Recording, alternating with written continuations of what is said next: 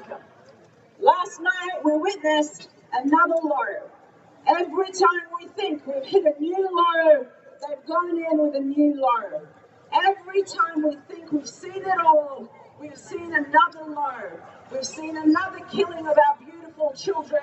We've seen another killing of our resilient women. But most importantly, we also see the killing of our men. And our men need to be acknowledged in this desecrating genocide.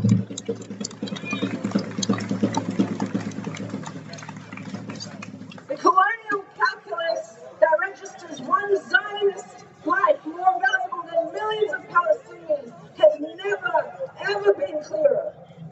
While mainstream media continues to its complicity in genocide by narrating that this massacre was a hostage rescue operation, they conveniently omit that the Zionist entity had the opportunity for a ceasefire proposal, had the opportunity to have all its hostages released, not only 1 month ago, but 7 months ago, 8 months ago, 5 months ago, 1 week ago.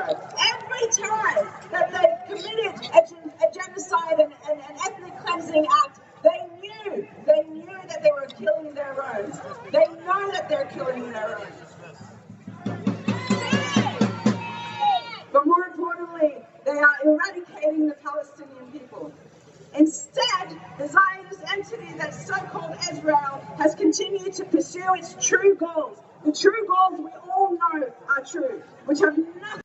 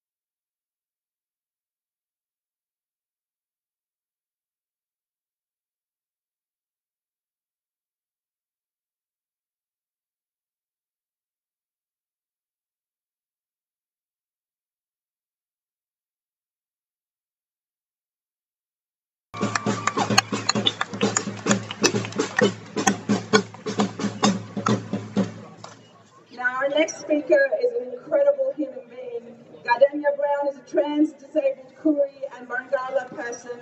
They are a member of the Black People's Union and an advocate for disability, psychiatry, the child protection system, and collective cultural care. They live and breathe for their little brother and their community and aspire to dismantle the systems that have oppressed them for the next generation to liberate and heal. Please put your hands together for Gardenia.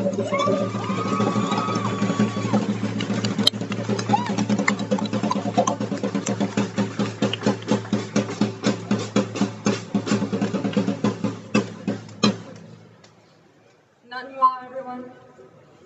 My name is Garanya Brown. My family comes from the Fralinga Mission on Kira Wurrung country and Bangala country where I was born. I want to extend my respect, gratitude and care to the country of waterways and skies of the Wurrung peoples of the Kulin nations. My deepest respects and solidarity go to Wurrung elders, their ancestors and their descendants. We honour the pain, grief, anger and longing that is sowed into this country and across all our nations across this continent. Blood courses through the veins of the roots of the plants and is heard through the sorrowful cries of Wunjil and Wa. Where once stood grasslands and the might thick timber is now concrete and metal, and yet the Wurrung peoples and many of us mob continue to survive, fight and defy. I urge you to consider that while I start talking about our own people's plight, it is the reality of all colonised peoples and should be considered as such. Understand that our freedom, our rights, our ancestors, our descendants, and our collective liberation is inherently intertwined into a brutal chain that wraps itself around the earth.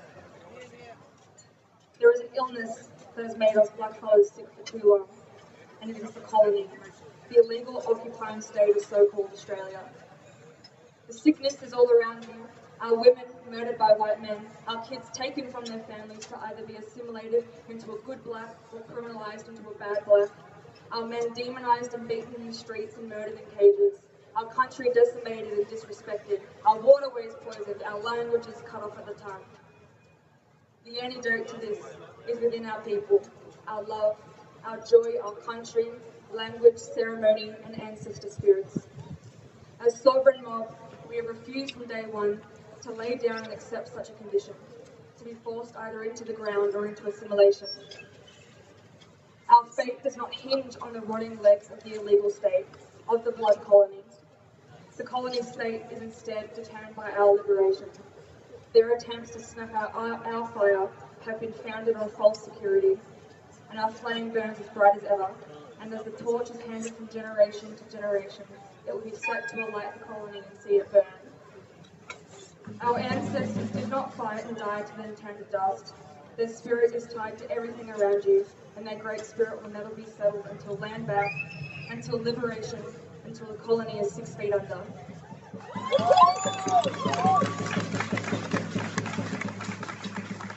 While I have named this illness as endemic to so-called Australia, this illness has poisoned all colonised peoples, the global south, the world oppressed, 4/5 of this earth's population.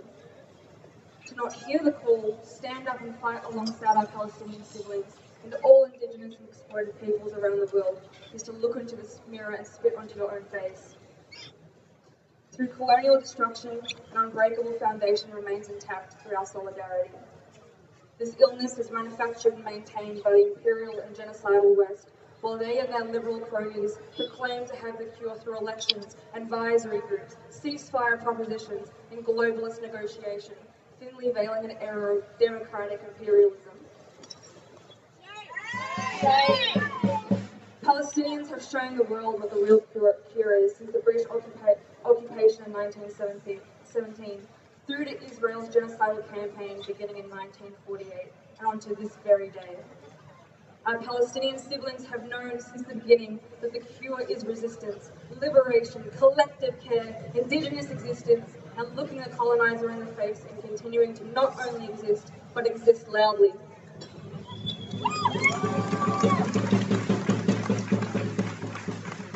To our Palestinian siblings, you have shown us that Indigenous resistance is and always has been an option, a possibility, that the colonizer's hand is not fixed as firmly around our throat as we have been misled to believe. Our hands are of the same ilk, the deep, worn yet soft cracks and lines, through the hands of black aunties and Palestinian uncles that reflect the landscape they have been sculpted from. The heavy yet bright eyes of black and Palestinian children that see new colonial horrors on top of their ancestral memories of blood spilled, land and country flattened, and torture inflicted. The deep, longing sighs of black grandfathers and Palestinian nanas that carry storylines, songlines, and oral histories richer than any resource that they can exploit from our land. They have labelled us both as barbarians, savages, our Palestinian siblings labelled as terrorists. What is a terrorist to a Westerner? Someone who maims, kills, creates chaos and fear with no regard for who may fall victim. Someone fueled by putrid ideology where tyranny runs rampant, stripping back the people's rights, access to public infrastructure and public life. Someone who sees culture, history, connection to land in all of its facets, and language as a threat. Who do you think of as a terrorist now? The mirror is held back to the US, Australia, UK, France, and the many imperialist nations around the world. They must no longer control a narrative on our lives and our own freedoms, projecting themselves onto the oppressed to cry wolf. You cannot elect your way out of thousands of murdered and stolen children. You cannot simply rally your way out of genocide, colonialism, and capitalism. I do not care about how progressive a Western government may tout itself as. Our colonial system will never dismantle itself.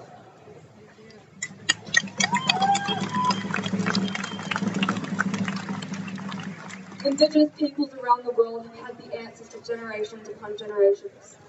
The cure is coursing through our blood. Liberation and revolution, while they lead to our emancipation, are a traumatic, reality-changing existence to lead, and yet it is a journey that heals, feeds, and nurtures. While I speak of resistance, we must pay as much attention to and care to our communities, our food, languages, stories, all peoples to others, songs, dances, art, all which tells our stories, makes us laugh and cry, leaves us full and sleepy. Our resistance to survive must not be isolated from our resistance to thrive.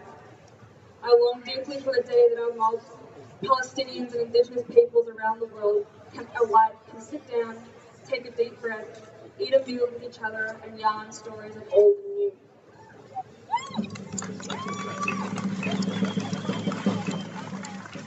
All any of us have ever wanted is peace.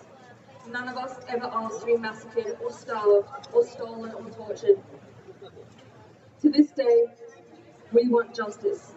We want to live our old people's ways. We want to grow old and die peacefully. We want to smile in the face of peace rather than adversity. Today marks 86,330 days of genocide in so-called Australia. 86,336 days of so-called Australia being comfortable playing master with our lives, attempting to play us like pawns in its genocidal game. For the Palestinians, it has been 27,784 days of genocide. Our siblings around the world, the Maoris, Zenefkes, Congolese, Sudanese, the tribes of the Amazon, the Kanaka Kanakis, the Kanaka of Hawaii, West Papuans, the Tamil, to Nagorno-Karabakh, Haiti, to all Indigenous peoples around the world, solidarity with you, and may the colonizers' gun turn to itself. Our time has always been now.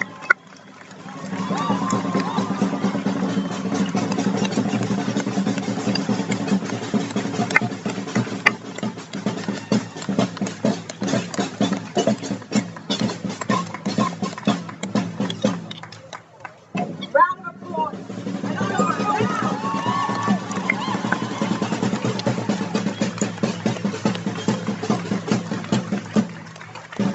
Now, before I introduce our next speaker, I'm sure you've already read it in our fascist and media and our Murdoch media.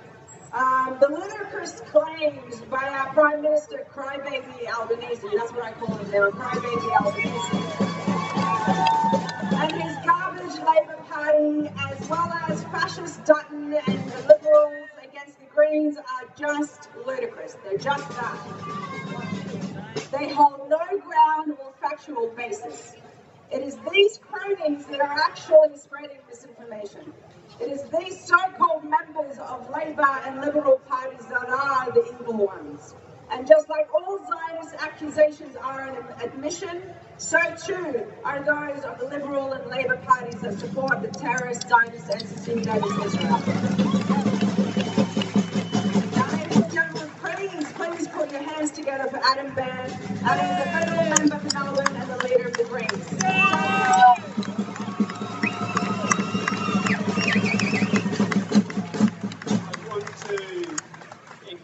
That we're on stolen land here in Melbourne, and pay my respects to the Wurundjeri and acknowledge that sovereignty was never ceded on this land that we're on. And that there's a lot of things that our politicians don't do a very good job about telling the truth of, and one of them is about the history of the violence and dispossessions of First Nations people. And one of the things that we need to start doing in our parliaments, in our streets, everywhere, is start telling the truth about what that has meant for First Nations people. Because only by beginning to tell the truth are we going to be able to then heal and strike a treaty with First Nations people in this country that recognises their sovereignty that was never ceded.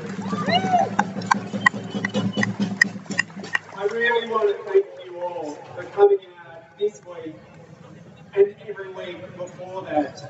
For every one of you, from all walks of life, for coming out to call for peace. I want to thank, there's no one group here that that deserves more support than the others. But we are seeing, and this is a message that needs to be sent to our politicians, this is a movement of everyday people. This is people calling for peace and wanting an end to the bombing and an end to the invasion. And I do want to acknowledge, as I can see them here from the stage, brave and heroic, choosing solidarity coming out here in support to take stock of the invasion. For 35 weeks, you have been here. We've been coming out and gathering. For 35 weeks, people have been peacefully marching through the streets, calling for an end to this slaughter, to the invasion, and to the genocide. For 35 weeks, our government has done nothing to put pressure on those carrying out this invasion. Our government could have recognised Palestine. Our government could, at any time in the last 35 weeks, have put sanctions on this extreme war cabinet of Benjamin Netanyahu that is now subject to court orders to stop genocide. Our government could, at any time, have ended the two-way military trade with Israel that has seen Australian parts be used in the F-35 fighter bombs that have been used to drop bombs. Our government could have cancelled the $900 million contract that Australia has approved from Elbit Systems and manufacturer of weapons of war. Our government could, at any time in the last 35 weeks, have joined in South Africa's case in the International Court of Justice to stop the genocide. And our government could, at any time in the last 35 weeks, brought diplomatic pressure to bear by expelling the Israeli ambassador until this invasion ceases. And our government could have called for an immediate and permanent ceasefire, not one with weasel words and an asterisk with conditions attached that says if, but a stop to the bombing right now so that no more lives are lost.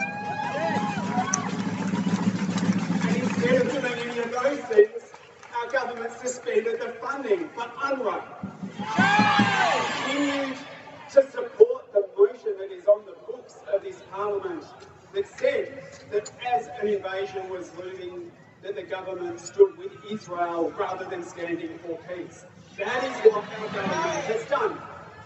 And what you know, and what other governments around the world know, and what we have been trying to say to this government is that action counts.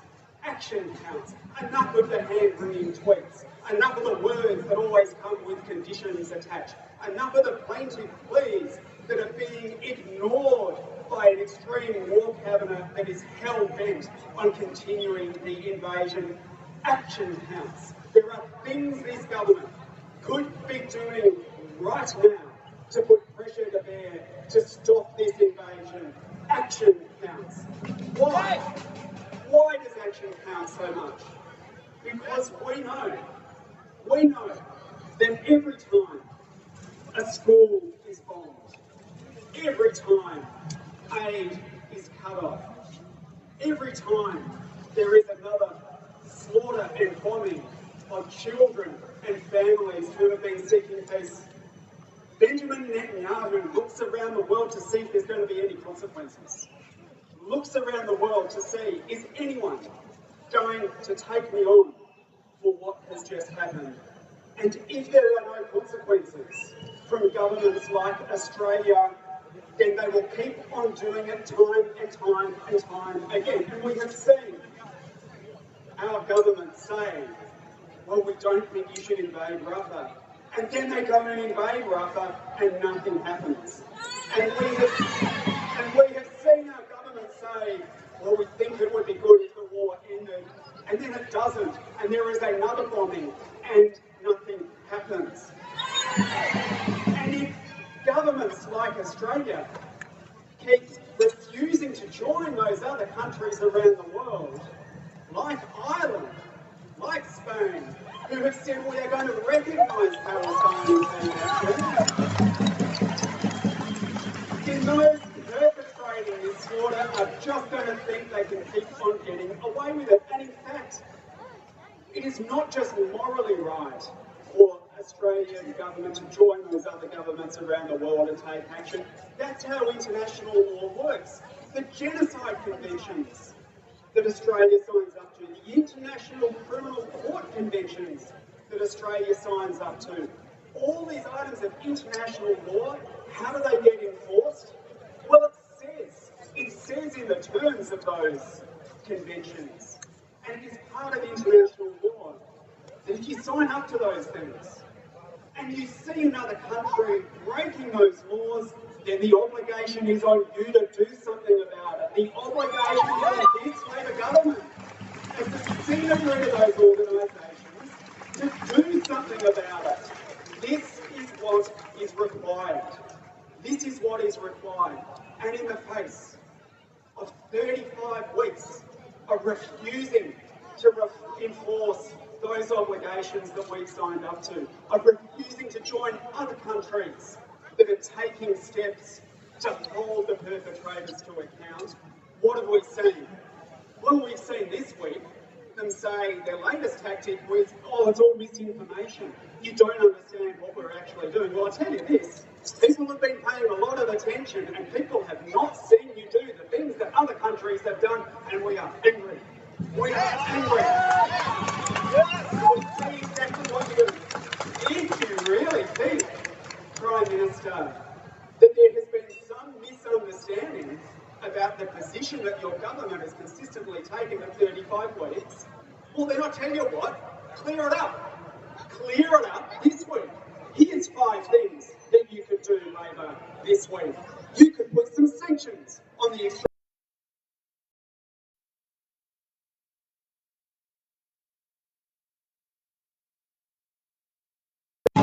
You could join the Netherlands that is saying they're not going to allow their F-35 fighter parts to be used in acts of aggression. Prime Minister, this week, if you think there's been misunderstanding, you could expel the Israeli ambassador until the invasion. Like, if there's a misunderstanding, then go and join the South African case, the International Court of Justice. And if you think there's been some misrepresentation of your position, well, given that it's what you took to the election and you said you were going to make a priority, then turn up next week at a press conference and announce that the government will recognise Palestine.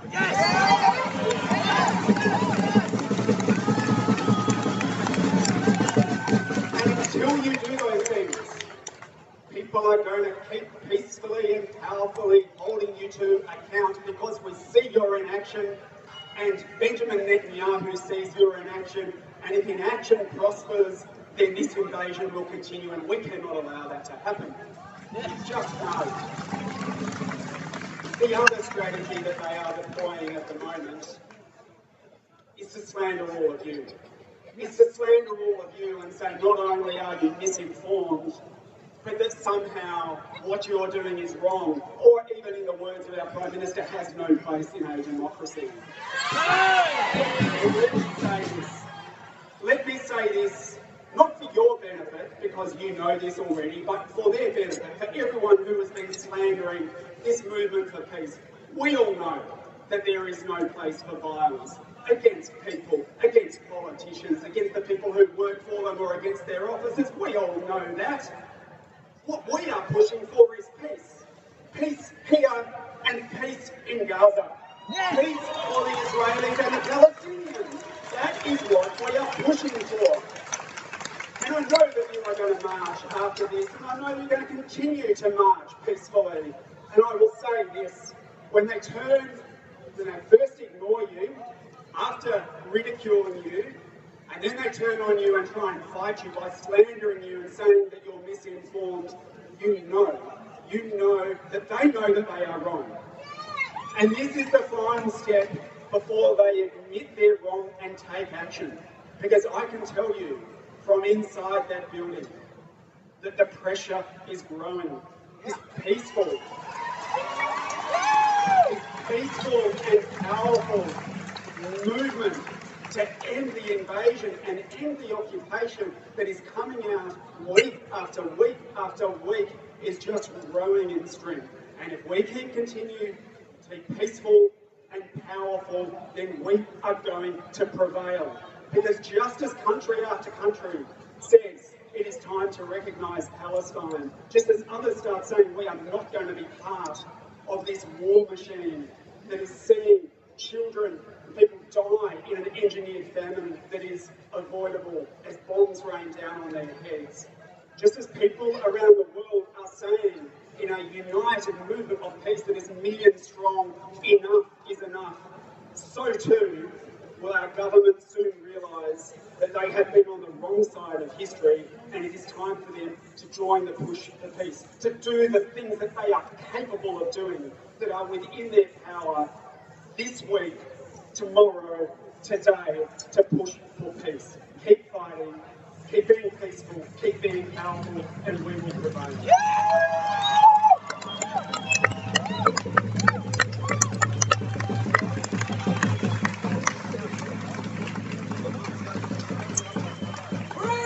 Free Palestine! Free Palestine! Free Palestine! Free Palestine! Now, folks, I've just got a couple of housekeeping issues that we have to address. So, if you know, week in, week out, the rally organising committees has a bunch of groups working together, including Free Palestine Melbourne.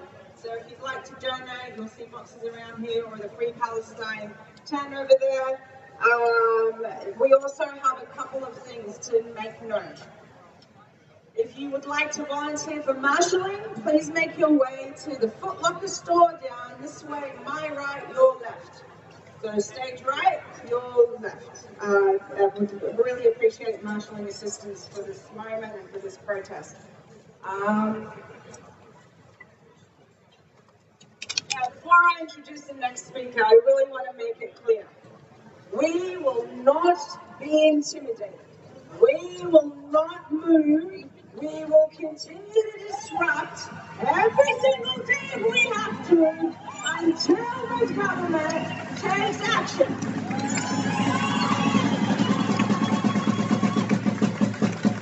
Our demands are clear. Our demands are simple. 1, expel the Israeli ambassador now. Not tomorrow, not yesterday, now.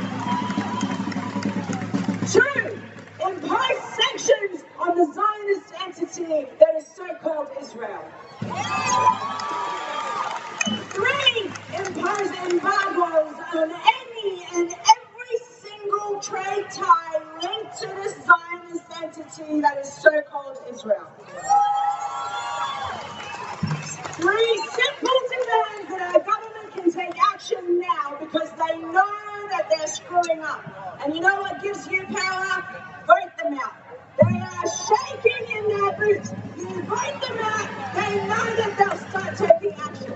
Mark my words. Hit them in their pockets, they'll start taking action.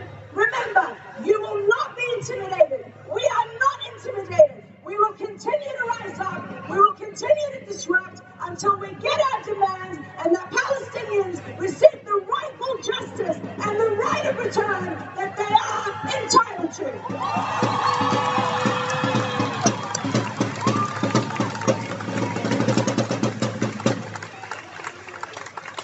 Now, just like every colonial entity,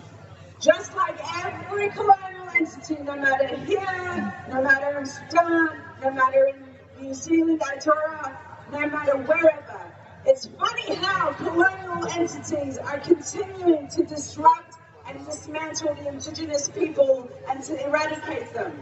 And just like the Palestinians are facing a genocide, so too are the people of Western Sahara. The Moroccan king is as complicit with their ties to Israel as they are complicit in committing a genocide against the Western Sahara people. Our next speaker is a staunch speaker, and I'm so honored to introduce them to you today. Mohammed Mayada is a journalist, political activist, human rights defender, and trade unionist who lives in occupied Western Sahara. Mohammed is committed to advocating for the rights of the Sahrawi people. His commitment is deeply rooted in personal history, having witnessed the pain of disappearances and persecution within his family. Please put your hands together.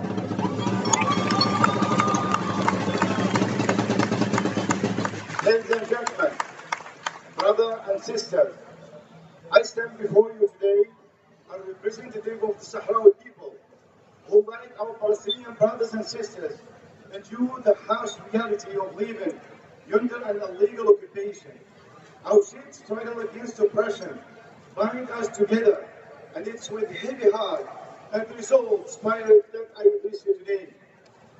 In Gaza, we witness a genocide unfolding before our eyes. The brutality and inhumanity inflicted upon the Palestinian people is a crime against humanity, a blight on our conscience of the war. The image of destruction, the cries of the innocent, and the relentless assault on human dignity are not just scenes of suffering, they are calls to action, demand for justice. The Sahrawi people know all too well the pain of living under occupation. We have faced the same strategies of suppression, the same attempts to erase our identity and our rights.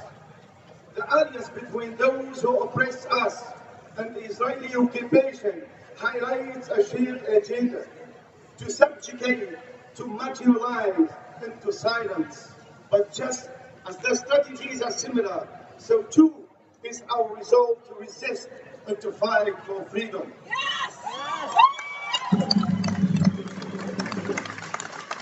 Our struggles entwine the resilience of the Palestinian people, inspire us, and we hope that our fight against occupation serves as a beacon of solidarity.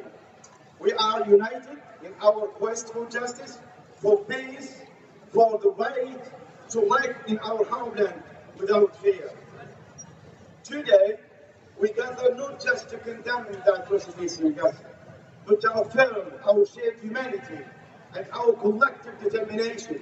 We stand together, shoulder to shoulder, to declare that people of Palestine have an inalienable right to live in peace and stability, just as all people in the world do. To our brothers and sisters, we have come to express their support and solidarity. We thank you from the depth of our heart. Your presence here today is to testament to the power of unity, the strength of compassion, and the unwavering belief in justice. Together, we send a powerful message to oppressors. Your action will not go unnoticed, and your injustice will not go unchallenged.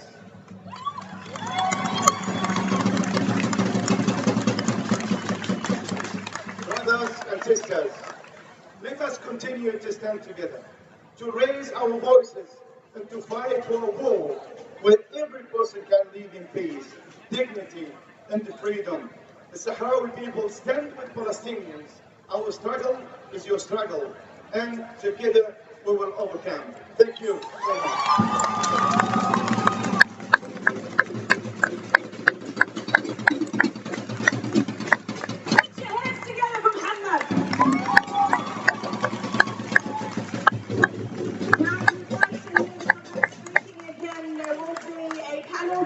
On the Western Sahara, decolonization, resources and human rights at Trades Hall on Wednesday, 12th of June at 6 p.m. That's Wednesday, 12th of June at 6 p.m. at Trades Hall. Mohammed will also be touring so-called Australia across multiple states. So please keep an eye out for that. One more event that's happening is the Seeds of Hope on Sunday, 16th of June from 4 to 8 p.m.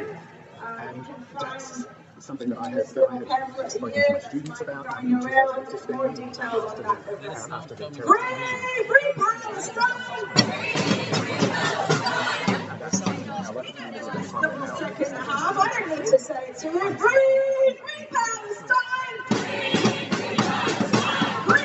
Free Palestine!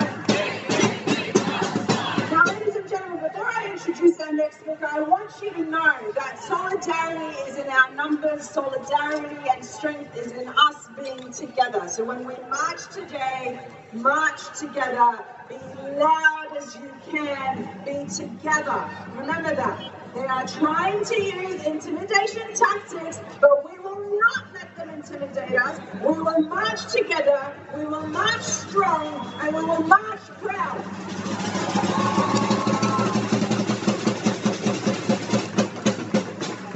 They will attempt to silence us. They will attempt to ridicule us. They will attempt to slander us. They will attempt to wipe us in the mud with their fake words and the fake media articles and the fake this and the fake that.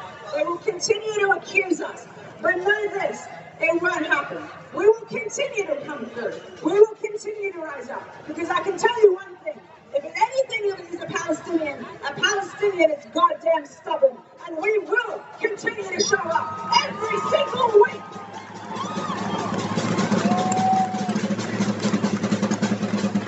Now, our next speaker is very well known in this community. He has been a rock to many. He's been a father figure to me, and I am so grateful for his presence.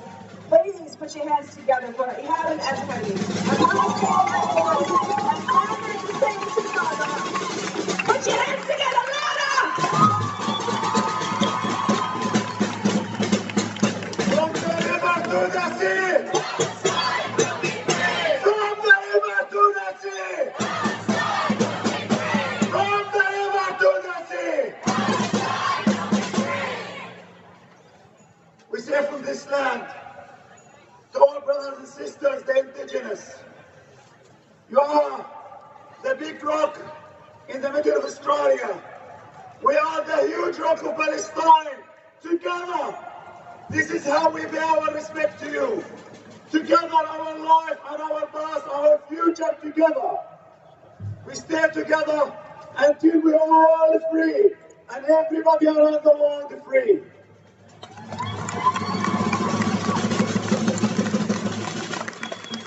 This time a little bit different. The people of Gaza and people of Palestine ask just to thank you. I would like to play a small 3 minutes, a special thank to you from north of Gaza, near Al-Shifa Hospital. If you can, please. From the land of Gaza, the state called Gaza that has withstood the Israeli occupation and is in its 9th month. The days go by, and we are in hardship of living, and there is suffocating restrictions on us throughout the Gaza Strip from north to the south. I'm Mariam Jalal Salim Habouj from the North Gaza Strip, specifically. Send all my greetings to you, and I send you all greetings for your support us. You are supporting us. Here in Gaza, life has become lifeless. There are no hospitals, no treatment, and no food. We wait for relief from God. We have no home or no work. I used to work in a private sector, in a school, in Asma Modern School. Now there is no school. I used to earn my living from the school and raising my children after my husband died 9 years ago in cancer disease. Now I no longer have a job and no home. With high national responsibility and morals, and by the grace of God, our brothers in Melbourne, with supporting us with everything that you could do. So God bless you. God bless you. You are supporting us. And we ask God to reward you, all of you. What can I tell you about Gaza and the destruction in Gaza? Every house has a story, and every street has a different story of death.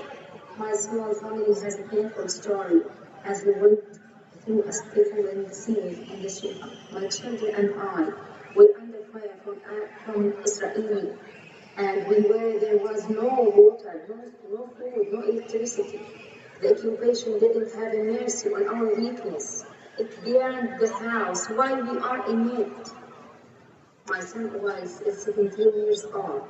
He's a child who wishes to go to school and learn like the rest of of George's children, it has become a dream for him to join a university, and there are no longer schools, no longer universities in Gaza. His dream was to become a doctor, to treat cancer patients, the disease from which his father was kidnapped when he was a young child who was 9 years old. My little girl began to wish for death so that she could find safety in her father's arms. May God have mercy on him. Thank you, Melbourne people, for supporting us. Thank you, Melbourne people, for supporting us. Please don't forget us. Don't forget Gaza. We will never ever forget you. Never ever will forget you. You sacrifice your blood, your children, your houses, and we are willing to sacrifice our life for you as well. We have absolutely no advice. You want to take our souls, come here to the streets and take our souls. Our souls no more value than your souls. The Naksa happened in the 5th of June. And the Naksa never finished. Started in 1917. And the first step in 1948 in the Nakba. And the 7th days of the Nakba was in 1973. When the Zionists been defeated in that day. And the eighth days of the Naksa was when they are defeated on the October. And that day continuous. I'm not going to finish until we free Palestine from the river to the sea. This is the Naksa. For whoever does not know what is the Naksa is. It's the continuation of our suffering as Palestinians. But we are like a tree. Tree go deep first in the ground. Roots go first deep in the ground. Then go up to the lights, high up in the sky. If they cut us in the top, we will grow again because our roots go deep in our Palestine, our beloved Palestine. Doesn't matter what you do, generation after generation. Every one of you is here in Melbourne, a free person. Every one of you is here in Australia, a free person. Every one of you is here around the world, a free person. As long as every Palestinian is free. And we committed, all of us together, to free Palestine, to free our souls. What's happened last night, it just shows how is the world's government. They are all complicit. Britain, from day one, in the 8th of October, sent their own surveillance planes all around Gaza 24 hours. USA, working the ground in the sky, built their boat to surveil all around the Palestinians in Gaza and West Bank. And what their achievement? Killing 800 innocent Palestinians last night. Wounded, tortured, destroyed, trying to save 4 hostages, which was the option too easy to save them. In the 9th of October, free our hostages, we free your hostages. Leave us to live in our dignity. We leave you to live with us with dignity. Otherwise, no freedom for you. Definitely, we will never give it to you unless our freedom been taken. And we're not stopping, and we will reach to our full freedom.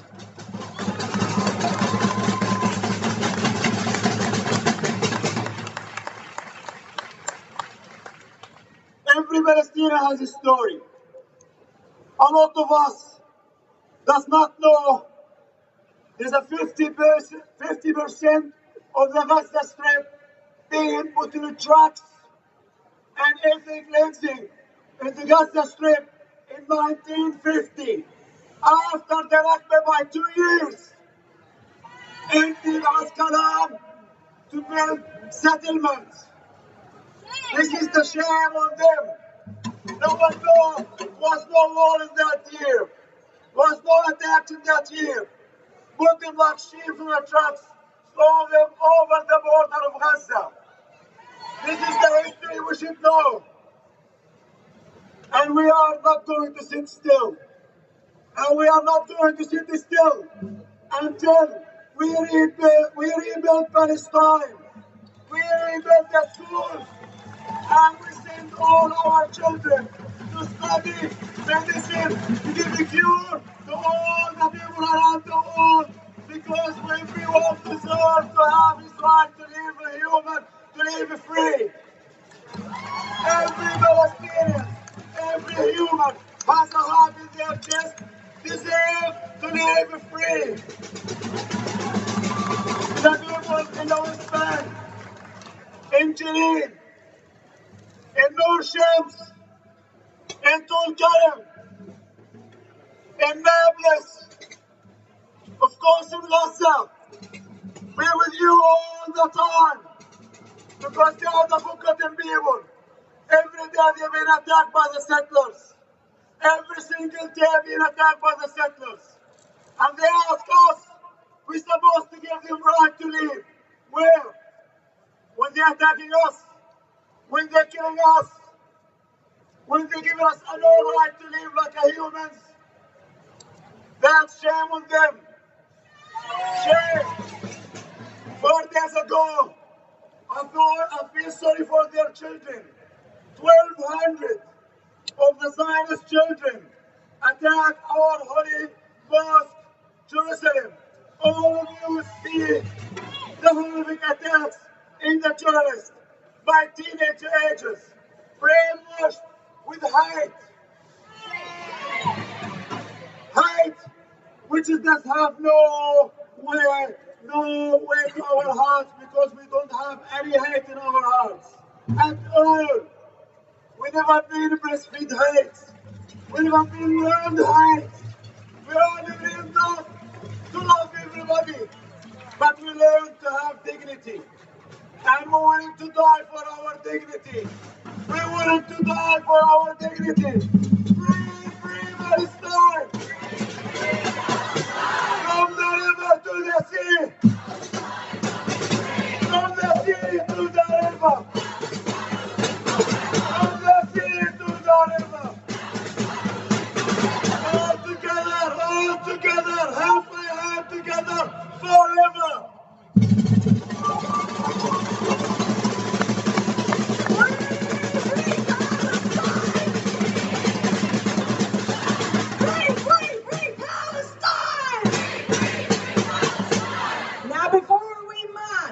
One announcement.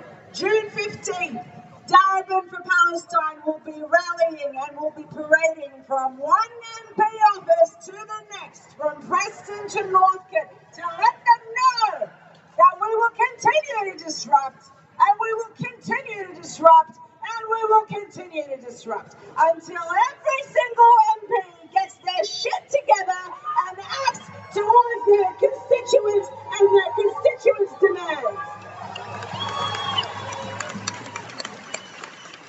Ladies and gentlemen, it's been 8 months of pain and suffering. It's been 8 months of an ethnic cleansing of the Palestinian people. Yeah, you see some shitheads that continue to say, what about October 7th?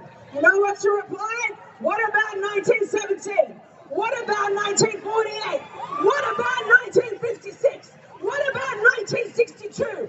What about 1974? What about 2000? What about 2001? What about 2002? What about 2004? What about 2008? What about 2012? What about 2021? And what about 2023? And what about the genocide that we are witnessing now?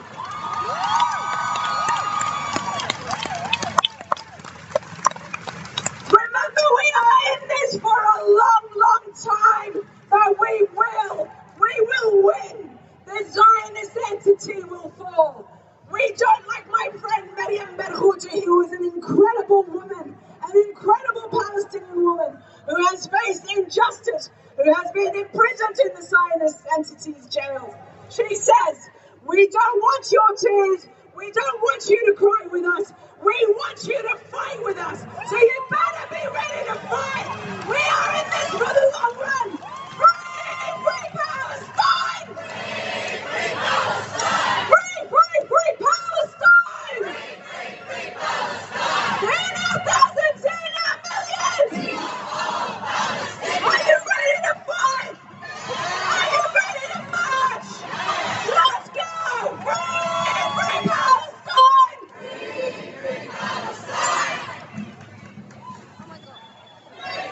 Free Palestine!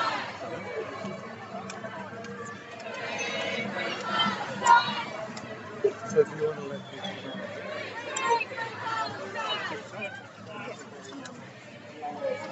Just in the comments. Just say, yeah, just say stream will continue on TikTok.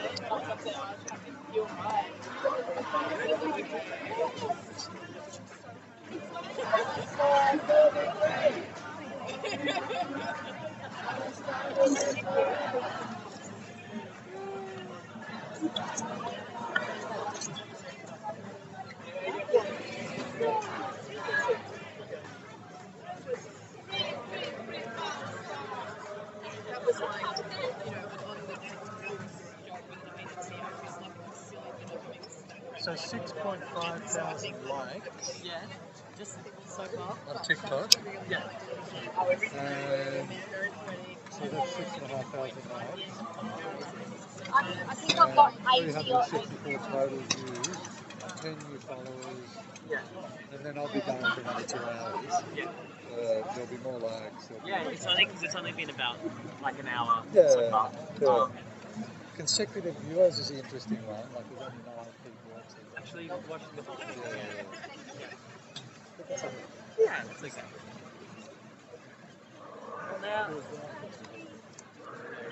the likes are what get it in popular in the algorithm, right? Is this got anyone got us through? And Oh, that's right. yeah, I've been getting a lot of those every single day. Yeah, totally. So that's kind of what we're really doing on TikTok at the moment. I was posting before it all got messy, but I just haven't had the time. So having the streaming is a good thing.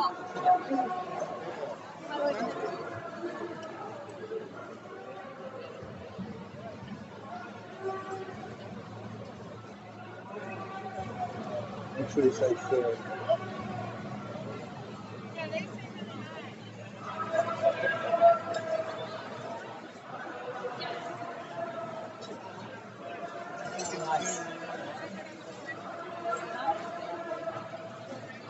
So does they get streams? We get interesting comments like this. We did. Yeah. We did. Your dad organised a massive protest there. Yeah. So what is it? Don't sleep. Yeah. They say all these people just didn't have. Yeah. So, This idea that this is all a trend or something. so how do you put up with it?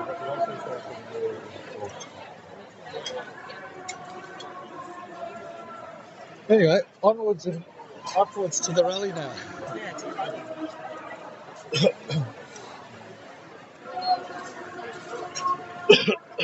probably once we get to the street, we'll go for the are the police? Police? Oh, no. They're just walking with us. I definitely not help at all. Yeah. It's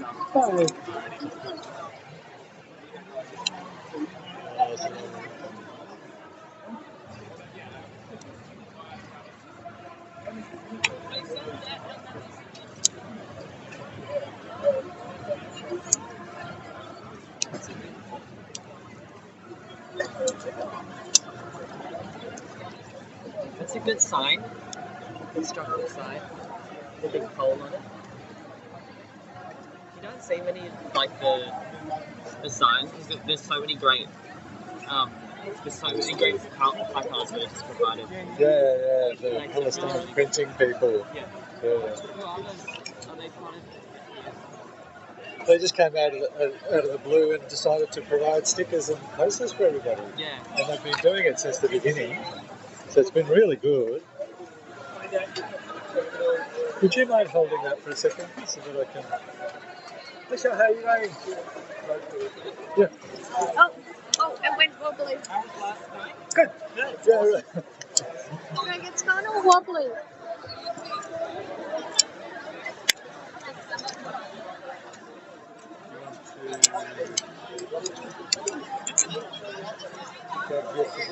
Greg, how was it? Good. Good? It was good.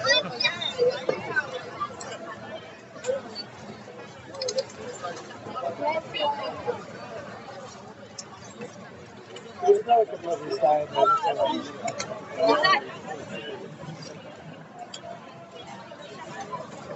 Does that whole thing fit in there? Yeah.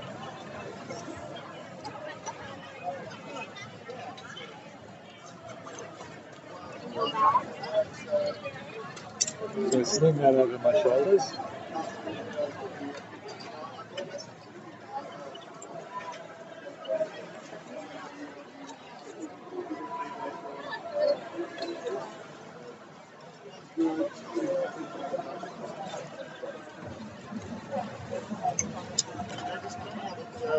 The cops will leave this done by now.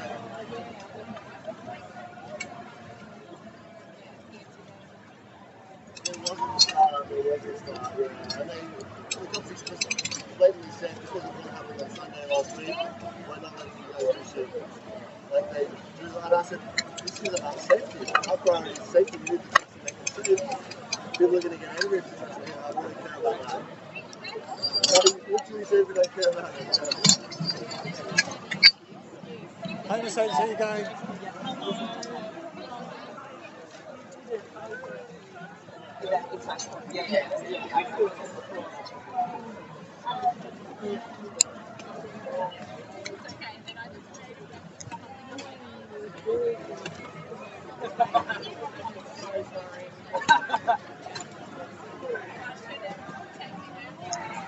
We're going to head down.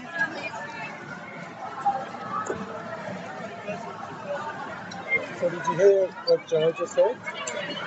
The reason that they're going off the track there anymore is because of what happened last weekend. At the intersection.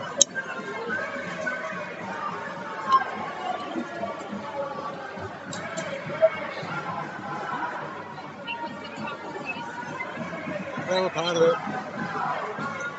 Was Miles coming with us? Was Miles coming with us?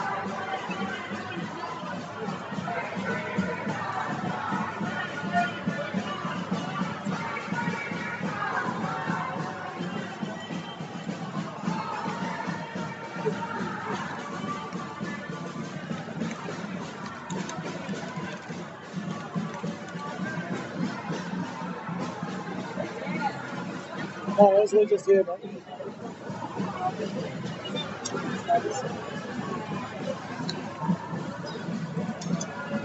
So I'm going to go wandering through the crowd, so do you want to keep up or...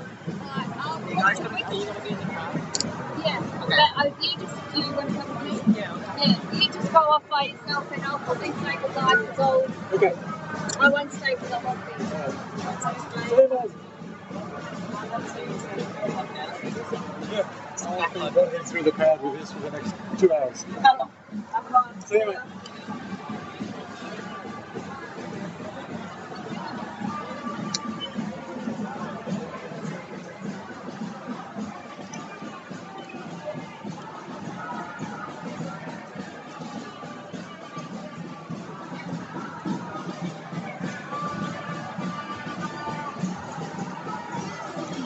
There you go.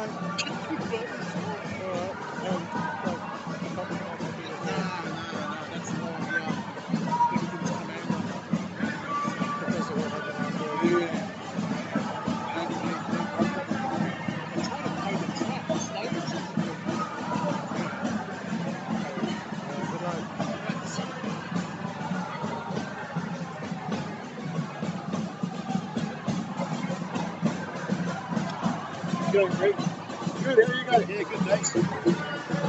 Just I usually go around the back so that I can get through. Is she here today? No, she's working today.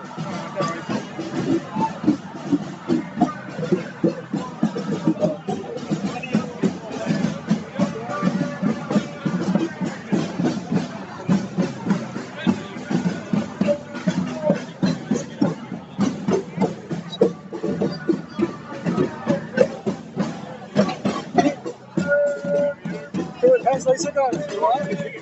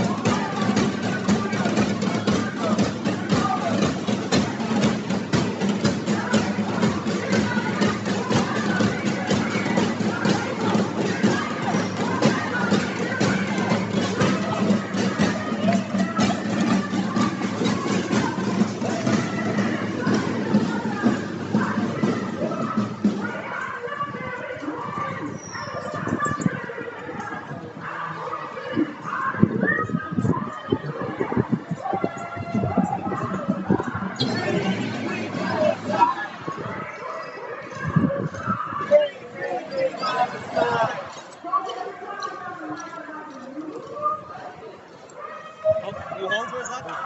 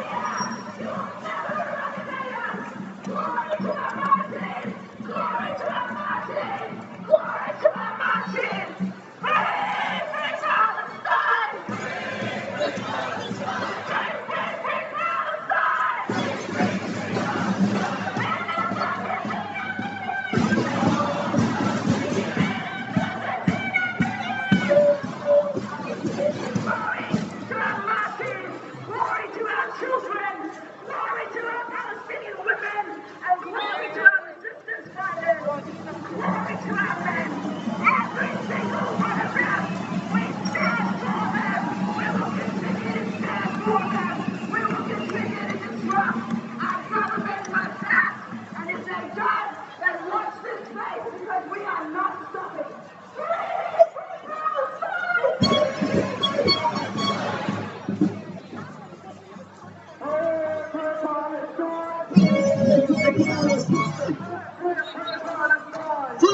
Free Palestine! Palestine, you be free! Palestine, you be free! Palestine, you be free! We are Palestinians! We are Palestinians! We are Palestinians!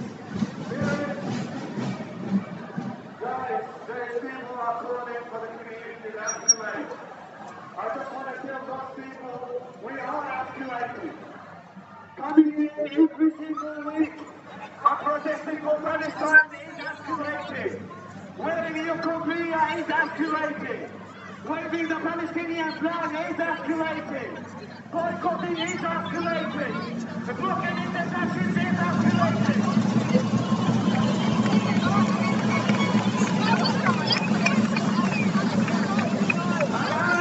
The violence will escalate. We will escalate. Our those who are suppressing the state silence, we will escalate. Last week we have sorted that we want to escalate, we can escalate, and we can escalate in thousands, and we will do it again and again.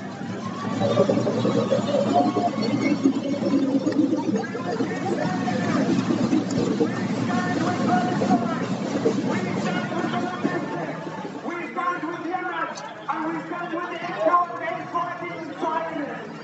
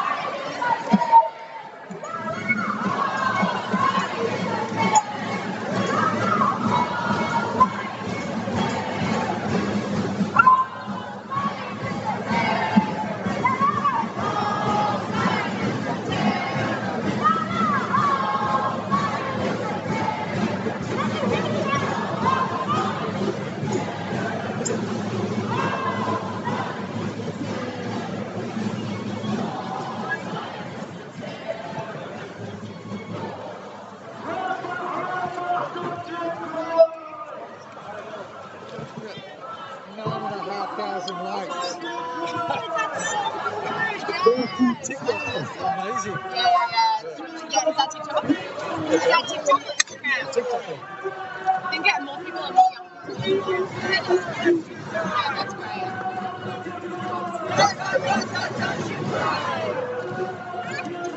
We will never let you down.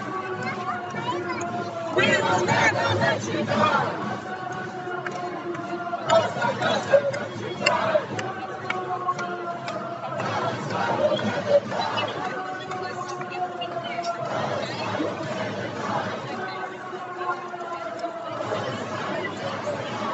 Give away the children.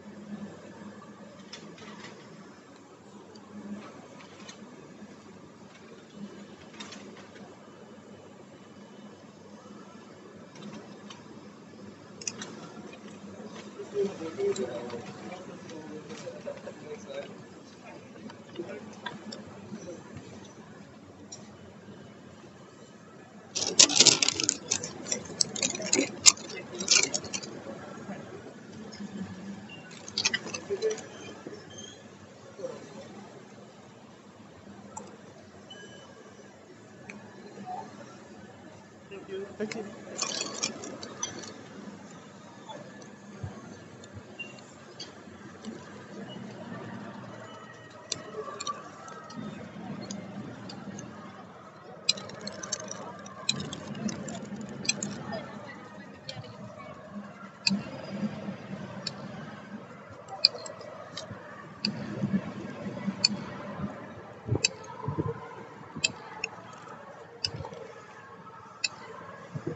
you.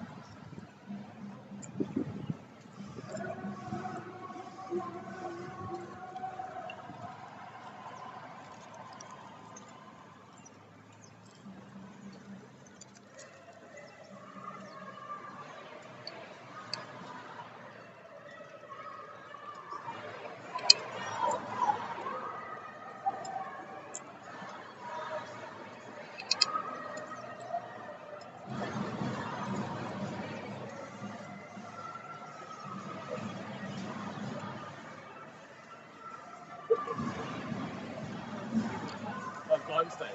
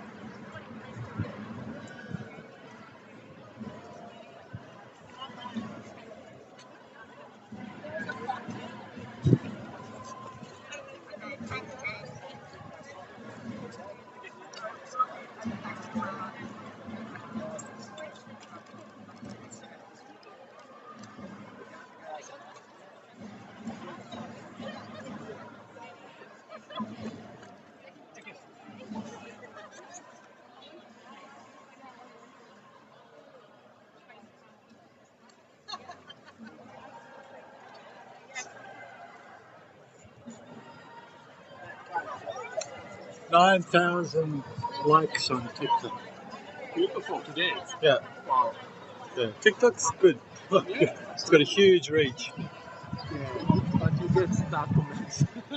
I've been deleting, I'm monitoring them, and I delete them and I block people. So that's the total number of views. Beautiful.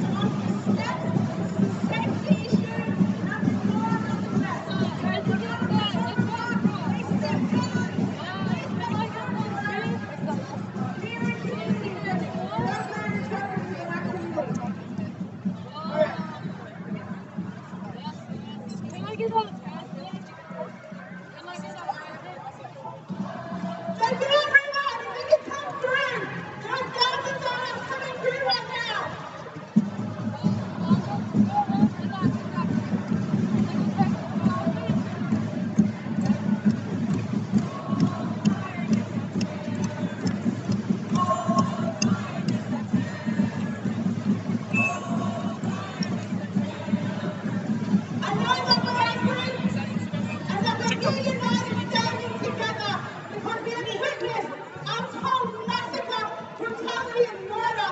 We've not We did the seen in speeches. generations. We did the speeches, and then the last message was how to TikTok. That's not true. We're here to stand together in solidarity, to mourn together, but to stand defiant together.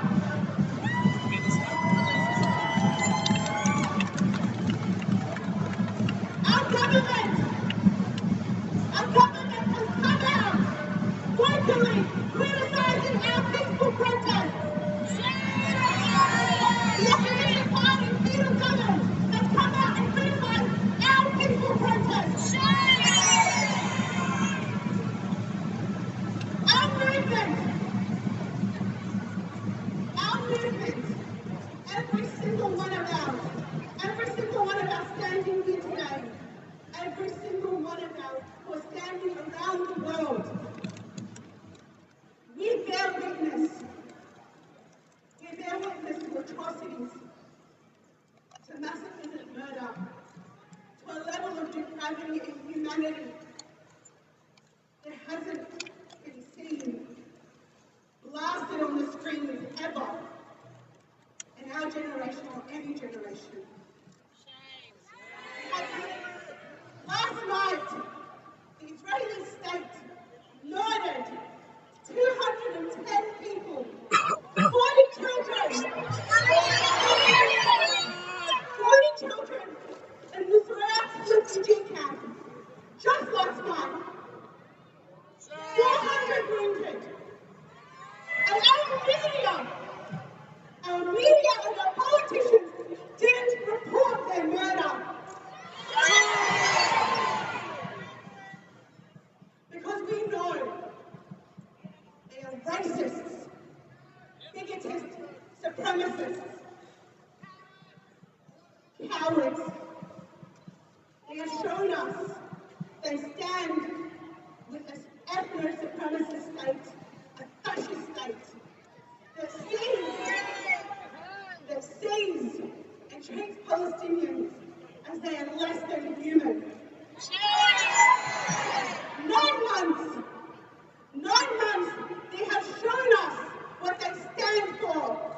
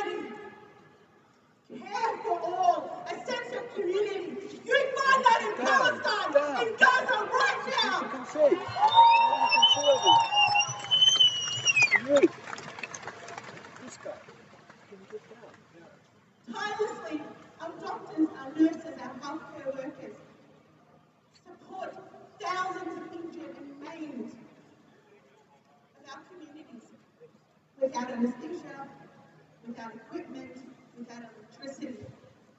At their own homes, their families are murdered, and they have done it for 9 more months. And in the West Bank,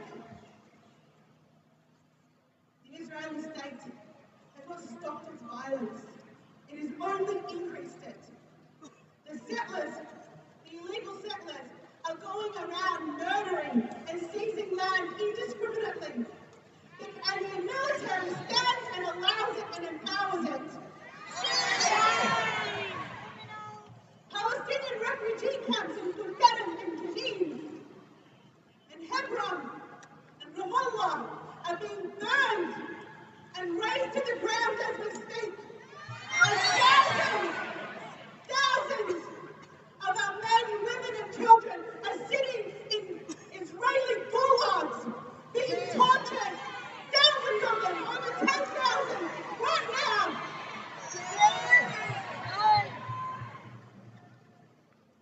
Every single Palestinian who stands here with you has a family member in prison, has a family member who's been murdered, has a family member who's been tortured, has a family member whose voice is not being heard.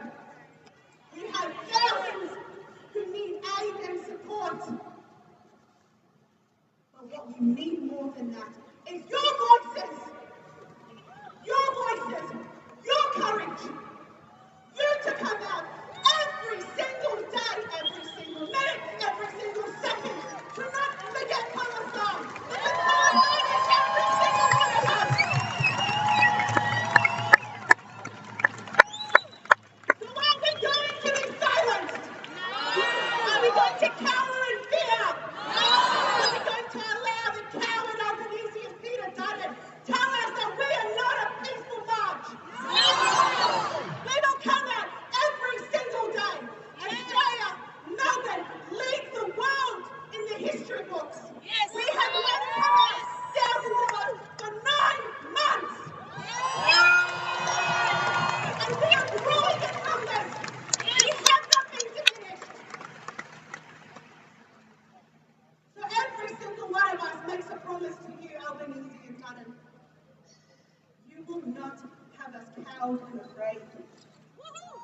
You will see us here every single week, you cowards!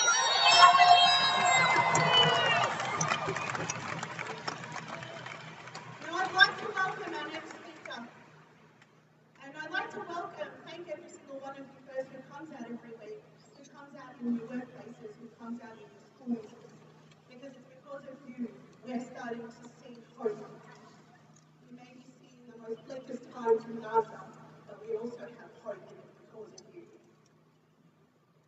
Now our next speaker is Lucas Moore. He's a long-time Palestine activist. And interestingly enough, we started Students for Palestine together in 2009 at La Trobe University. That was the first Students for Palestine. Palestinian resistance on our campuses has a long history. And we're very proud of our students and what they've managed to accomplish on their campuses right now, but they need more support. Lucas is also running for his Banyan Council for a position in support of Palestine. And we need to make sure that we get as many pro-Palestinian voices out there in our electorates and in our political systems. We need our voices to be heard. So Lucas is going to talk to us about his position on Palestine. But every single one of us needs to talk about what are we going to do with our voting ballot. We're going to be voting for Palestine every single day. And we will find out every single minister who does not stand with Palestine and stands on the side of the genociders. Let's give Lucas a warm welcome. Thank you, May. It's Palestinians like you that have continued to inspire all of us for generations. Not just for what you've suffered and endured, but for your continued tireless capacity to resist. So everyone for Kelly, she's been working so hard. I wanted to start with something that's been rattling around in my head the last few weeks. It's something that Aaron Bushnell said just before he took his life, set himself on fire for our cause. What is happening? That this is what our world class has decided will be normal. When I see refugee camps in Rafah burning and the headless bodies of babies and tanks and soldiers blowing down civilians, this is what our world class has decided will be normal. When I see hospitals and schools bombed and children crying and starving and dying of preventable diseases and infections, this is what our world class has decided will be normal. When I read about Israel's AI drone system that circles Gaza and mows down hell on anybody they view as a legitimate target, this is what our world class has decided will be normal. This is what America, Israel, and our Australian government are declaring before the whole world, that the 21st century will be the same as the 20th century. A century of inequality, of starvation, of war, of lies, and of genocide. That's frankly up to what I don't want to live in. I don't want to live in a world that says what is happening right now in Gaza is normal or acceptable or justifiable. And when I see Penny Wong and our government's response, I see red. She goes to state that it's Hamas who has laid down arms, but it's them who can agree to peace deals. It's Israel who's keeping this war going. It's Israel who's always been the aggressor. And our government is going to imply that it's Hamas using healing shields that is causing these casualties. This is sacrificing Israel alive. As if there is any way to justify these 37,000 deaths that we've seen. And as if there is any way to justify our government's continued inaction. They continue to do nothing but give weak words of concern. They won't recognise Palestine as a state. They won't stand against the apartheid regime. They won't even call it genocide. Everybody can see it. They used to have guts. They called South Africa out as apartheid and they put in sanctions. Why not with Israel? Why do they do nothing? Why do they not take action? Is it because they don't understand? Is it because they don't hear us?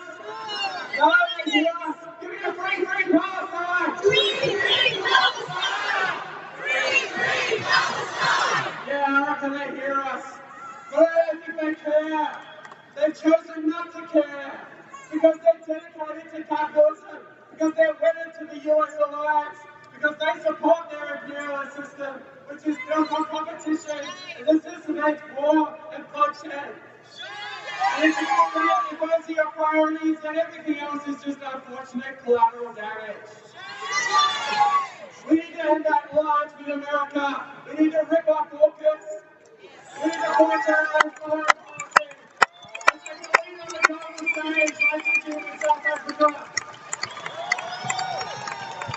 If you've been paying attention, you'll know that the Palestinians are the only ones that are being ripped off by this government. They're also locking up First Nations at record rates. They're locking up confused debts just to get an education or own a home. They're spreading racist hysteria about immigrants and planning to introduce travel bans that Donald Trump will be proud of. And they're trashing the environment and making the climate crisis worse. Sometimes when you look at the state of things, you know, it feels like we're on that shitty timeline. You know, the one where we all end up dead in an apocalyptic hellscape. You know, when what is happening in Gaza is extended to conflicts across the world, you know, in machines and fire and blood. And when you look at things our government is doing, and when you hear discussions of national service, you know, of nuclear power, of nuclear submarines, and of escalating tensions with China, that feeling gets stronger and stronger.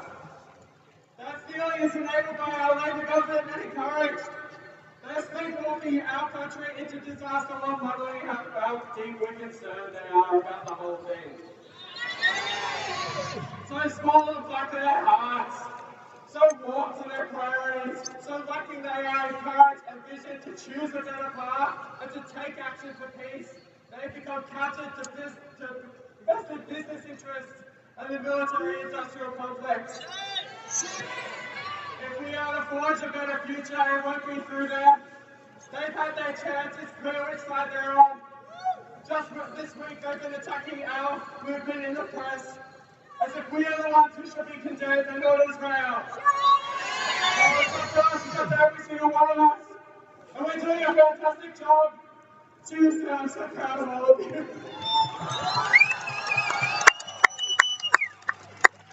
On purpose, 15 years ago or so, Israel was bombing Gaza back then. I remember rallies we had for Palestine then. Right here, we'd be looking at 200 people. Now we've got a huge movement, a movement thousands of strong, of people who have 8 months experience doing what it takes to make change. Organising rallies, lighting up stickers, printing leaflets, putting up posters, taking direct action, making encampments. Like back then, this will lay the basis of bigger things in the future.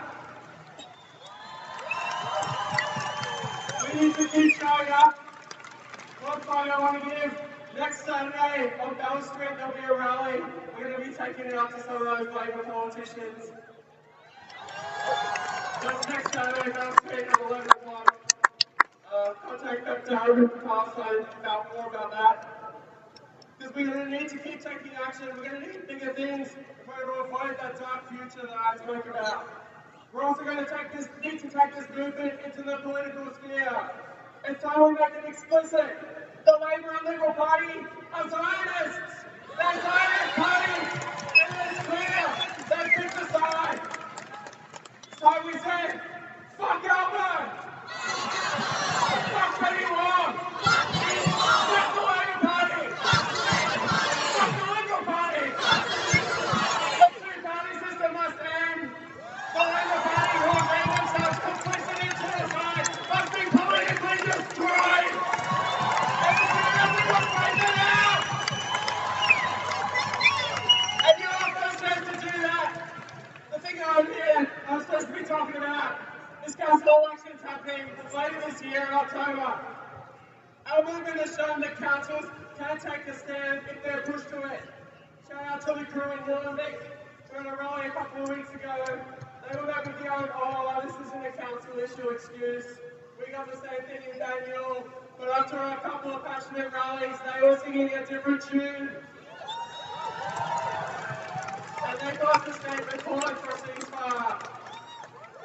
10 other councils across Victoria have done the same thing. They made statements. It's because of pressure like that, along with our protests and continued action, that I think that this Labour Party calls for a ceasefire at all. If it wasn't for us, they'd be still saying, oh, sorry, Israel has a right to defend itself. Of course, we know calling for a ceasefire is simple. It's just a start, it's just a first step. We need those words put into action. Councils can do more. They can say what our federal government refuses to say. They can call it genocide. They can call Israel out as an apartheid regime. And they can do what our federal government won't. They can help us raise funds for Gaza refugees who have arrived here, who sadly, shamefully aren't getting the support they need from the federal government. They can join the BDS movement and end contracts with businesses tied to Israel. And they can shine a spotlight on manufacturers in our neighbourhoods that are directly tied to the Israeli occupation forces. I was shocked to learn there's one out in my neighbourhood in Daniel. They're called London Technologies, and they make components essential for Israel's F-3 fighter jets. That Israel uses that doesn't have a component manufactured right in my neighbourhood in Greensboro. We're planning to take steps against that. We want to put pressure on them to make medical supplies, not machines of war. Get in touch with me or the Palestine Action Group to get involved in that. But of course, to do all of that, to get action for Gaza, to get councils to join BDS, to get the Palestinian flag flying over all of our town halls, we're going to need to get some better councillors, I reckon. Not be We're having many councils at the moment. I'm proud to say I'll be running for Banyu Council in my neighbourhood of West Heidelberg as an open socialist and a proud pro-Palestinian. Victorian Socialist Parliament will be running pro-Palestinian candidates across the state. It's worth pointing out that the first councils that passed the first motions and the strongest motions have signed up to BDS. They are all councils that have socialist representatives. George Kerr and Yarraville, two Fulton and Marybank, Daytona, Greco and Darwin. We need more socialist councillors so we can wrest back control of our neighbourhoods from the technocrats in the Labour and Liberal parties who continue to take our communities for granted. With national council funds who deliver very little and are failed to stand firmly against genocide. We want every council in Australia to condemn what Israel is doing and call it out for what it is, as genocide. You know, as councils grow on these colors, Palestine's going to start in the major parties. It's there we can deliver a blow to the Labour Party machine. One they may notice, because they may not care about kids in Gaza, but they sure do care about staying in office. And they better take notice, or after the next special election, I reckon there'll be a lot less of them. Because we want to change that path we're on. That shitty timeline I spoke about, we need to reject it. We need to radically change course. And that means smashing those parties that value war profiteering over their fellow human beings. We can't forgive Labour, and we won't forget. These upcoming council elections are your first chance to make them pay for their complicity, to elect councillors who will stand for justice and human rights, to save the Labour Party machine of the Zionist Liberal Party and any other councillor or politician out there. But if you will not join us, if you will not take action and be on the right side of history, then if you continue to obstruct and deflect from this, the key question of our time, then we will find someone who will, and together we will push for a better, more peaceful world.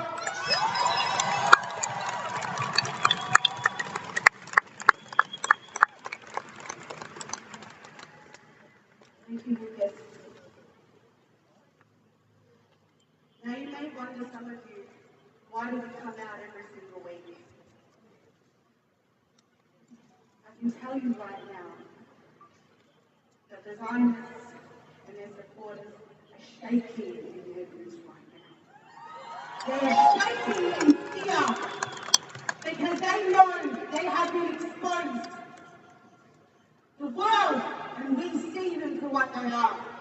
They can no longer hide behind false narratives and lies. They can no longer control the message because the truth has come out and they are in fear of that. And when there is fear, there's always mass repression. And we're seeing that in Palestine right now.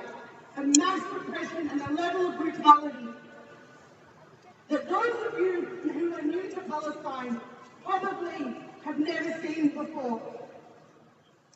And as Palestinians, this is a long history of oppression and domination. It's not something new. Today marks the Naksa. On the 5th of June, Palestinians call it Naksa. But it was the 6-day war where over 400,000 Palestinians were ethnically cleansed out of their homes. Jerusalem was seized, and it was the start of this brutal occupation, this apartheid regime of domination and persecution. My father was in Jerusalem during the 6-day war. He talked about stories of his friends being shot and murdered by Israeli snipers, and they would have to try and hide their bodies in the school. But the school would get ransacked by the soldiers, and so they started hiding their bodies in the walls of that school. And you can imagine after 2 months when they came back, there was a stench filling the school. But they were finally able to take their bodies out of those walls and bury them secretly. There are stories is across all of Palestine, where people resist and try to preserve the life of their loved ones. But we have always been met with a bullet, a bomb, and shame. But we have always met them with staunch resistance, smooth perseverance, and courage and strength. And it is that strength of will that they can never crush. They said we would forget. They said we would leave. They said that our generations in the diaspora will never come back to Palestine. Well, we're here to tell you, we will be back. We will return. Our next speaker is Asala Sayara. She's a Palestinian activist, mental health professional, PhD student, and founder and director of OAS, a digital and grassroots platform sharing worldwide Palestinian experiences. She joins us here today from Sydney. Please give her a warm welcome.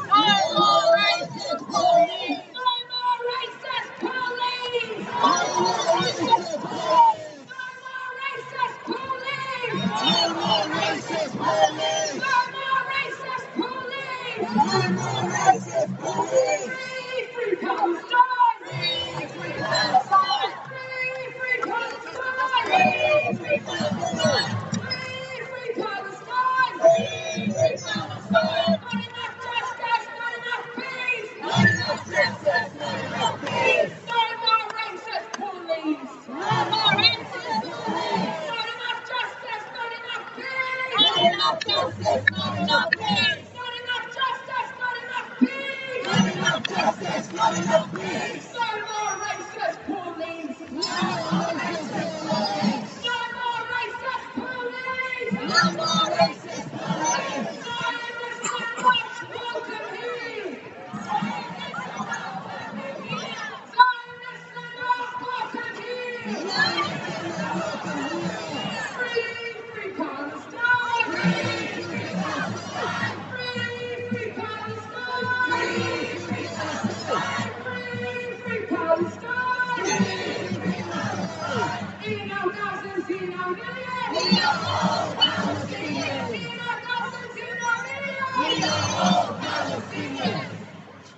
1, 2, 3, 4. We don't want your bloody war. 1, 2, 3, 4. We don't want your bloody war. 5, 6, 7, 8. Israel's a terrorist state. 5, 6, 7, 8. Israel's a terrorist state. No justice, no peace. No justice, no peace. No racist police. No racist police. No justice, no peace. No justice, no peace. No racist police. No racist police. No justice, no peace. No justice, no peace. No racist police. No racist police. No justice, no peace. No justice, no peace. No racist police. No racist police. Over our shame, shame. Over our shame, shame. You don't speak in our name. You don't speak in our name. No justice, no peace. No justice, no peace. No racist police. No racist police. No racist police. No racist police. No racist police. No racist police. From the river to the sea. From the river to the sea. Palestine will be free. Palestine will be free. No justice, no peace. No justice, no peace. No racist police. No racist police. I want to hear about everyone. This is what you face when you speak the truth. No matter which land you're on, whether it's on Palestine or Nam, you are always facing repression. No racist, no peace. No justice, no peace. No justice, no peace. No racist police. No racist police. No justice, no peace. No justice, no peace.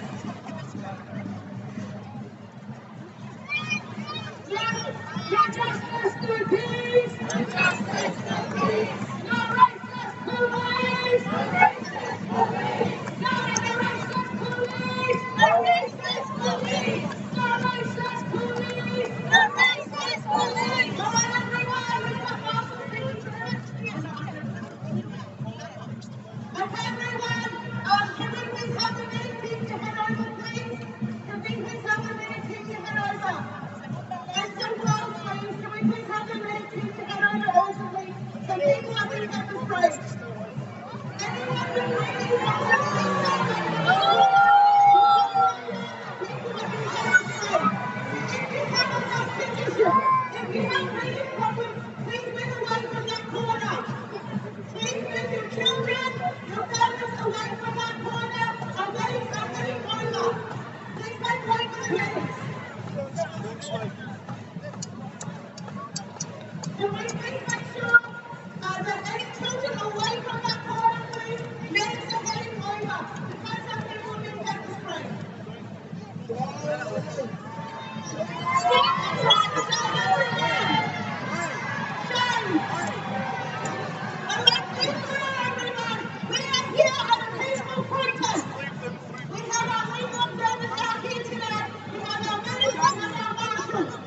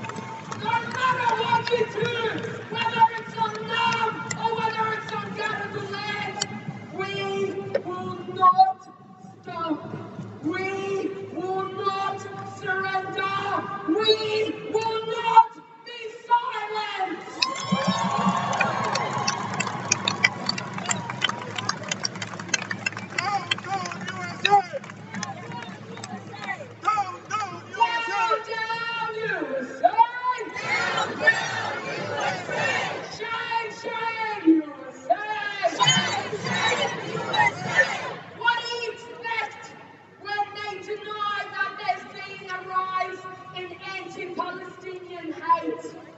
What do you expect from the public when the government denies that there's been a rise in Islamophobia and anti-Palestinian hate? No measures have been placed to protect pro-Palestinian protesters.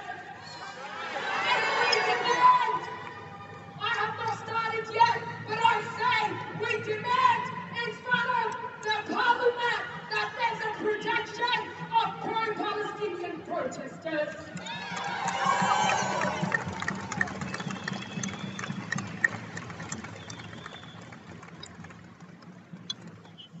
Bismillahirrahmanirrahim. In the name of Allah. Assalamu alaikum.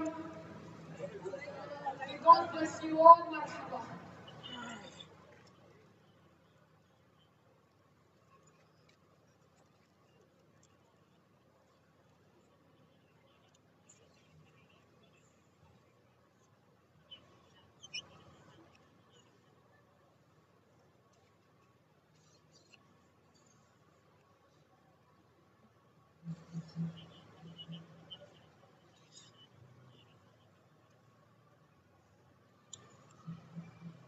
I start with silence. I start with silence to tell the world that the world must stop when the children of Sudan and Congo and Palestine are being martyred. Just the way the world stopped when the children of Ukraine were being killed. I start with silence as I ask myself, what is there left to say? What is there left to say? How much more bloodshed? How much more pain?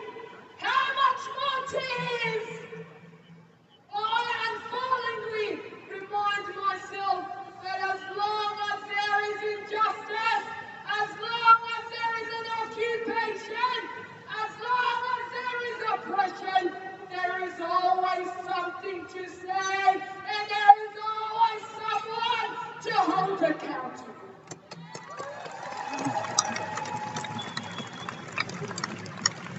And my voice is not the first and last voice that will bring truth. And as I speak of truth, I cannot deny who I am. I cannot deny who I am. أنا اسمي أصالة عايد محمد عبد المحسن سيارة.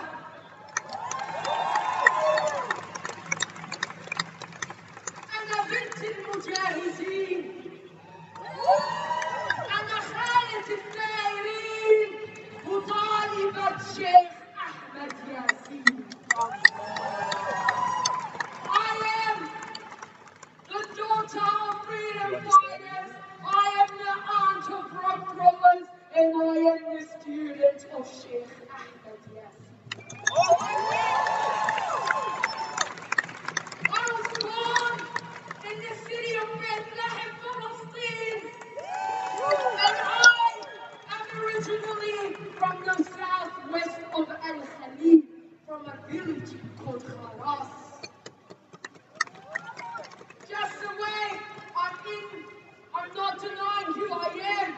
I want to say that I don't deny that I am standing on stolen land. This land was never ceded.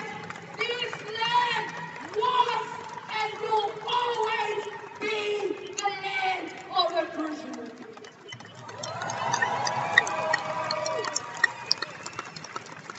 The world failed. Humanity failed. International law failed. But do you know what didn't fail? What do you think? What didn't fail? The Palestinian resistance has not failed. The Palestinian resistance has created a new reality where there is no compromising, where there is resistance without weakness, where we will not surrender. If the whole world failed, the Palestinians did not fail in protecting their dignity and honor.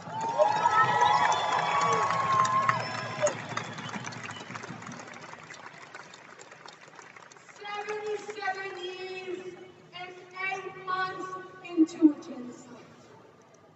And nothing has moved their hearts of the politician and world leaders. The beheaded baby Ahmed al-Najjar has not moved the hearts of the Labour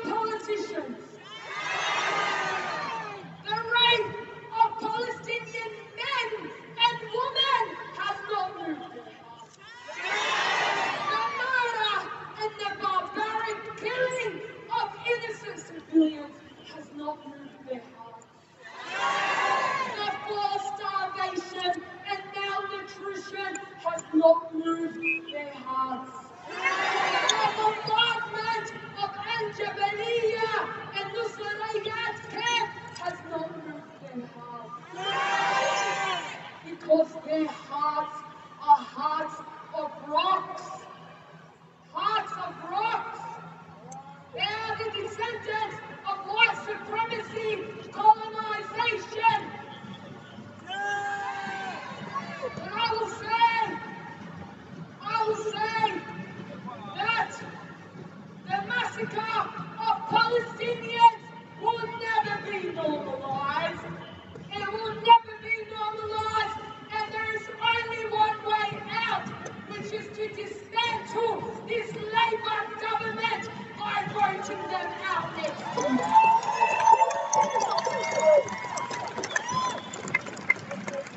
And to dismantle the systems of oppression that invest in the bloodshed of Palestinians. We speak about what has happened to the Palestinian people, but we don't speak about what Palestinians have a right to. My people have a right to exist. My people have a right to breathe. My people have a right to be sheltered. My people have a right to seek education. My people have a right to be raised by their own parents. My people have a right to resist without being held by the neck. But most importantly, my people have a right to die in one piece.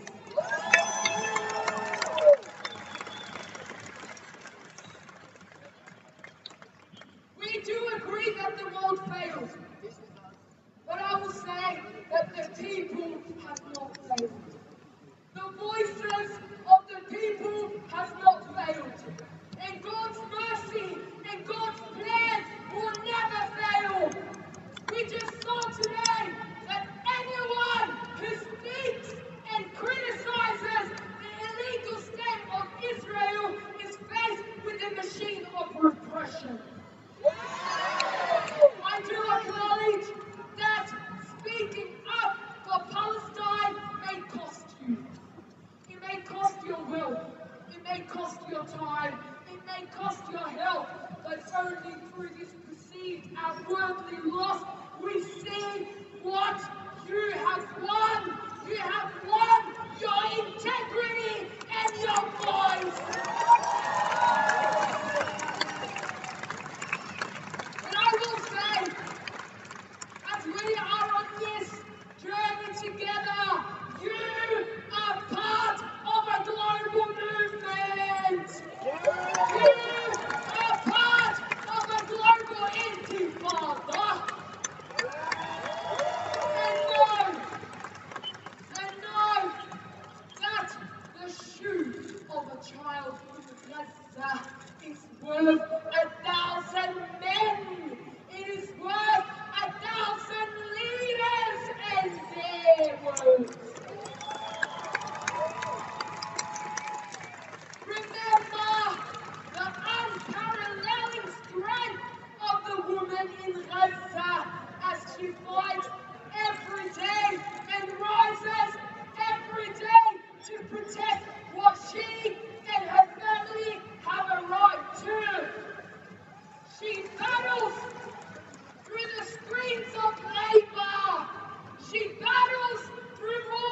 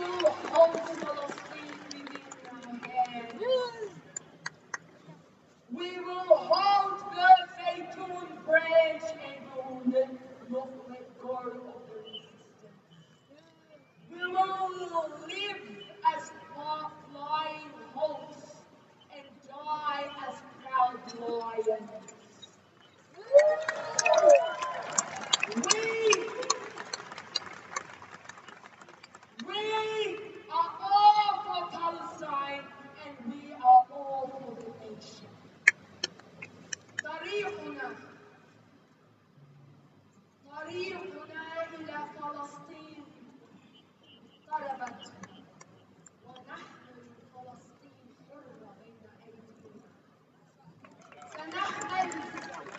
سنحمل غصن الزيتون. لا مش راح ننزل البندقية. سنحمل غصن الزيتون. سنرجع الهوية الزيتونية للأرض. سنعيش صقورا طائرون ونموت أسودا شامخين. كلنا للوطن وكلنا فلسطين.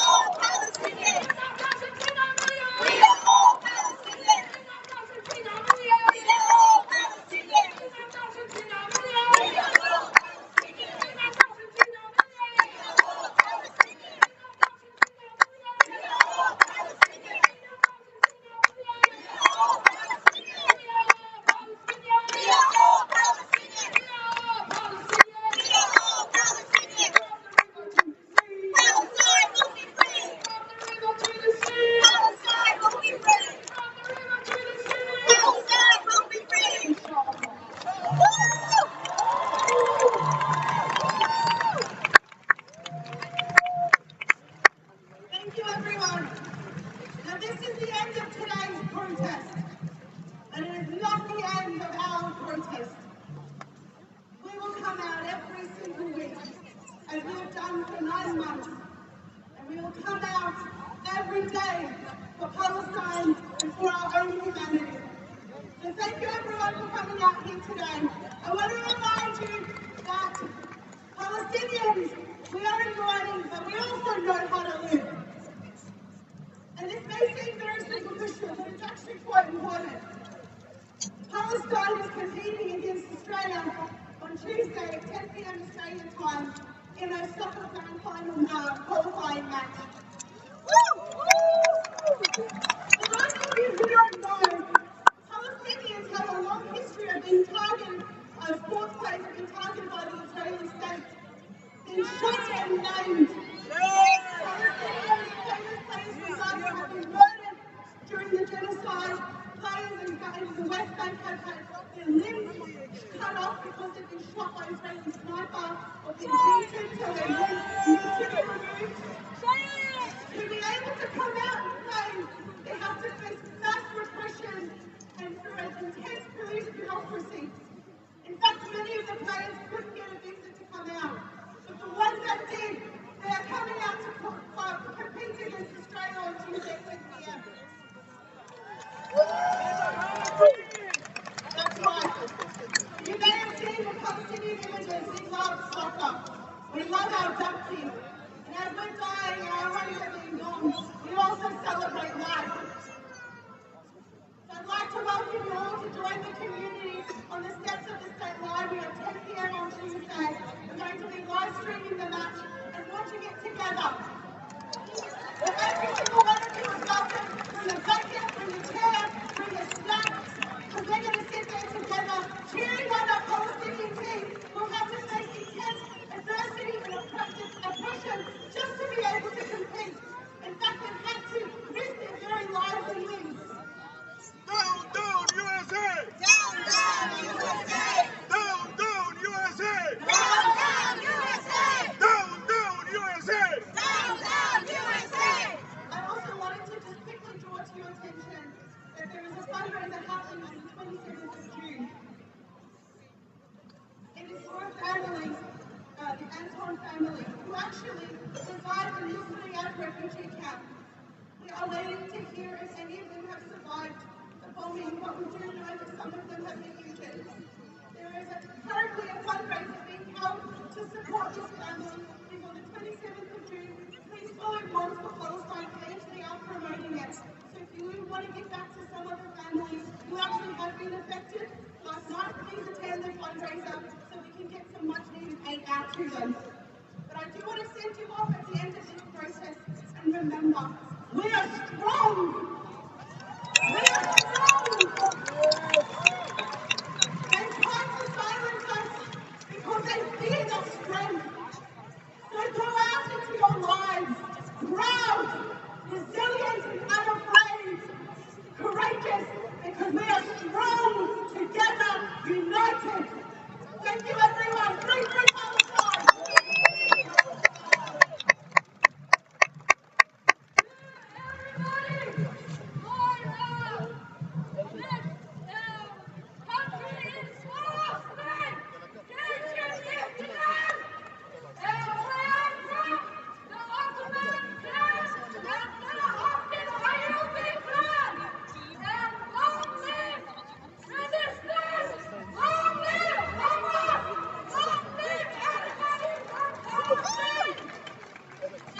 That's a member of our family comes out every single week, everyone. Thank you, everyone.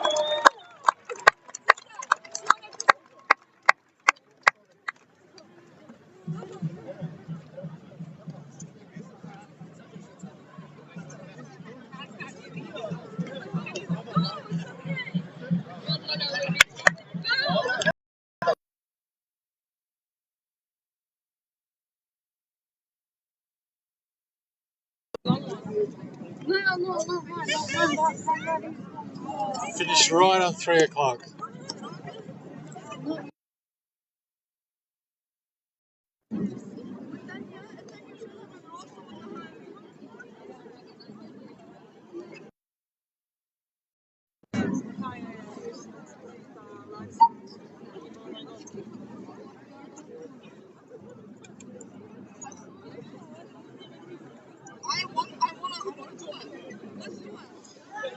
Thanks everyone for viewing. Signing off now. Till next week.